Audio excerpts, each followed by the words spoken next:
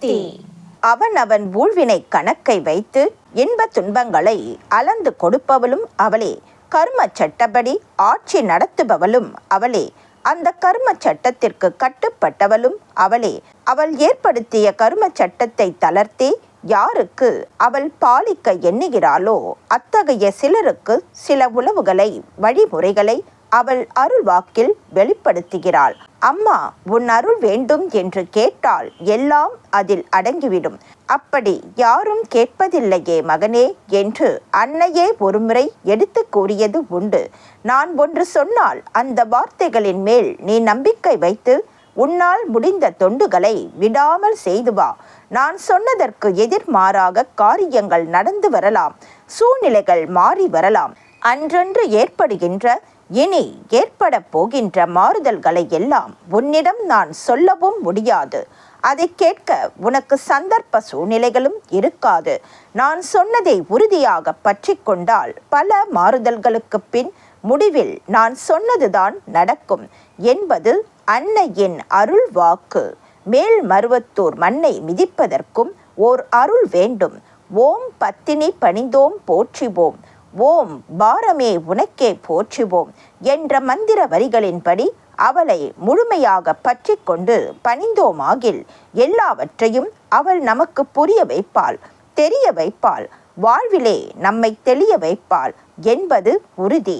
குருவருள் மூலமாகத்தான் திருவருளை பாய்ச்சி சில ஆன்மாக்களுக்கு பிறவி கணக்கை குறைக்க எண்ணுகிற அன்னை சிலரிடம் மகனே அடிகளார் பாதத்தை உறுதியாக பற்றிக்கொள் என்கிறார். குருவிடம் முழுமையாக நம்பி தன் பிரச்சனைகளை ஒப்படைத்துவிட வேண்டும்.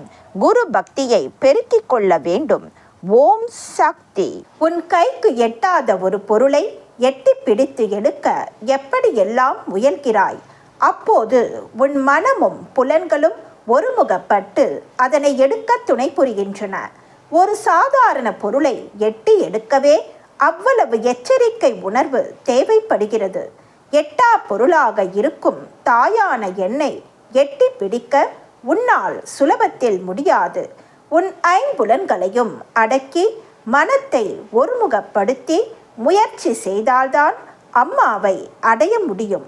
சாக்கடையிலும் புல் முளைக்கிறது, சேற்றிலும் புல் முளைக்கிறது. அதுபோல ஆன்மீக துறையிலும் புல் முளைக்கின்றது. ஆன்மீகத்தில் வளர்ச்சி இருக்கும்போது கூடவே சலசலப்பும் இருக்கத்தான் செய்யும். இந்த சலசலப்புகளை கண்டு ஆன்மீகத்தை விட்டு ஒதுங்கிக் கொள்ளக்கூடாது. அதனால் உனக்குத்தான் இழப்பு என்பதை மறந்துவிடாதே.